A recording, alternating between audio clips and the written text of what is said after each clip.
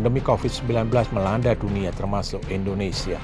Pandemi tersebut juga mewarnai perjalanan persekutuan gereja-gereja di Indonesia di sepanjang tahun 2020. Pada ibadah awal tahun 2020, Pendeta Jaki Manuputi mengatakan untuk mengembangkan sikap pro kehidupan.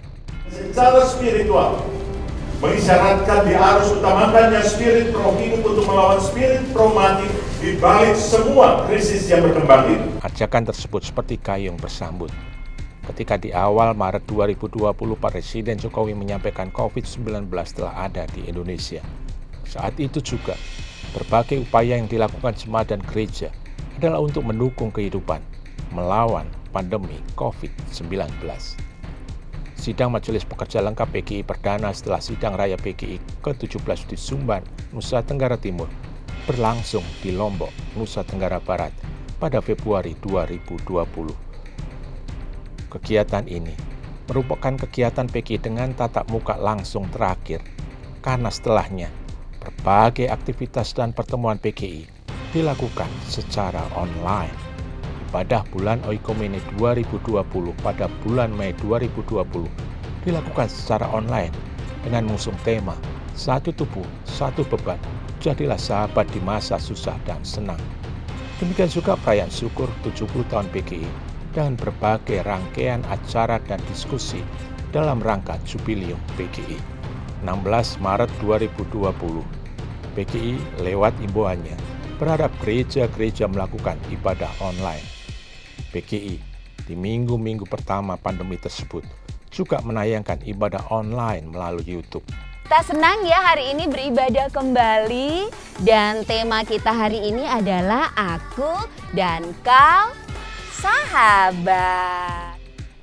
Lewat Gereja Melawan COVID-19 GMC 19, PGI menggalang partisipasi jemaat, gereja, dan masyarakat dalam melawan COVID-19. Berbagai upaya dilakukan dengan melatih relawan melakukan penyemprotan disinfektan, penyemprotan ke berbagai tempat ibadah, berbagi sembako dan makanan, dan menyalurkan berbagai alat-alat kesehatan ke berbagai rumah sakit. Untuk mewujudkan kemandirian jemaat, PGI juga meluncurkan Open PO Online, sebuah platform marketplace digital untuk jemaat saling berbagi dan memasarkan produk. PGI pun mengeluarkan panduan bagi jemaat dan gereja terkait tata ibadah pemakaman dan refungsionalisasi gedung gereja. Sebagai bagian melawan COVID-19, dalam bulan Juni 2020, PGI hadir dalam pertemuan para tokoh agama dengan Presiden Jokowi dan juga menerima kunjungan dari Satgas COVID-19 DPR. Sementara itu di bulan Agustus dan September, PGI bersama Kementerian Kesehatan Republik Indonesia melakukan sosialisasi protokol kesehatan di berbagai gereja di Jakarta, Bekasi, Bogor, dan Surakarta. Di tengah pandemi, PGI tetap berkiprah di berbagai bidang. Bencana di berbagai daerah menjadi perhatian PGI lewat unit PRB untuk turun tangan memberi bantuan, seperti banjir Jakarta di awal tahun dan tindak lanjut membantu korban tsunami di Palu dan Sigi. PGI bersama dengan berbagai lembaga hadir juga bagi yang terabaikan dan terpinggirkan, seperti penyandang disabilitas, penyandang HIV/AIDS untuk berekspresi dan bersuara. Demikian juga untuk anak-anak. PGI bersama berbagai kelompok menyediakan ruang untuk anak-anak bermain dan bersukacita. Bagi para perempuan yang menjadi korban kekerasan, PGI hadir untuk menemani dan menguatkan untuk kembali bangkit. Di tengah berkembangnya teknologi digital, PGI bersama mengajak kaum muda untuk mengoptimalkan manfaatnya. Dalam proses legislasi nasional, PGI mendukung terwujudnya Undang-Undang Penghapusan Kekerasan Seksual, Undang-Undang Pekerja Rumah Tangga, dan memberikan masukan kritis terhadap RUU Haluan Ideologi Pancasila dan Undang-Undang Cipta Kerja. PGI melakukan sosialisasi nilai-nilai anti korupsi ke berbagai lapisan warga, mulai dari anak-anak sampai dewasa, dalam bentuk seminar, dan juga yang dikemas dalam video gereja melawan korupsi. Perhatian PGI dalam persoalan lingkungan hidup diwujudkan dalam berbagai langkah membuat kampanye penyelamatan lahan gambut dalam bentuk video ataupun lewat Green School sebagai bagian dari Gereja Sahabat Alam. Untuk mewujudkan kerukunan umat beragama, PGI mendorong partisipasi dari warga.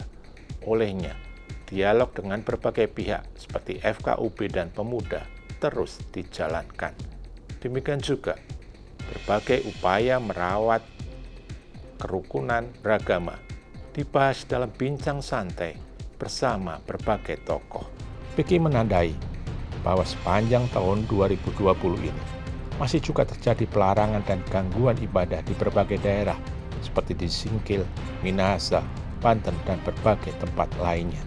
PGI juga menandai terjadinya tindak kekerasan, misalnya terkait masalah agraria atau tindakan melawan kemanusiaan seperti yang terjadi di Papua yang menimpa pendeta Yeremia Sanabia di Papua dan juga peristiwa di Sigi, Sulawesi Tengah.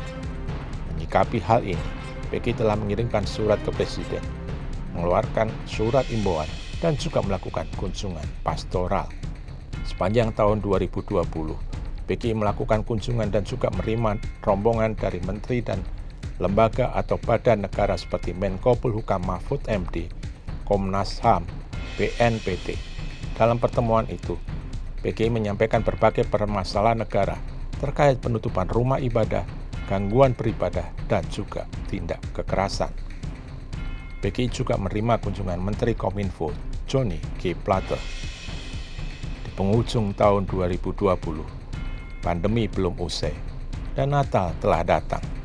PGI mengeluarkan imbauan agar perayaan Natal pun dilakukan online atau pembatasan jumlah jemaat yang hadir dengan protokol kesehatan yang ketat.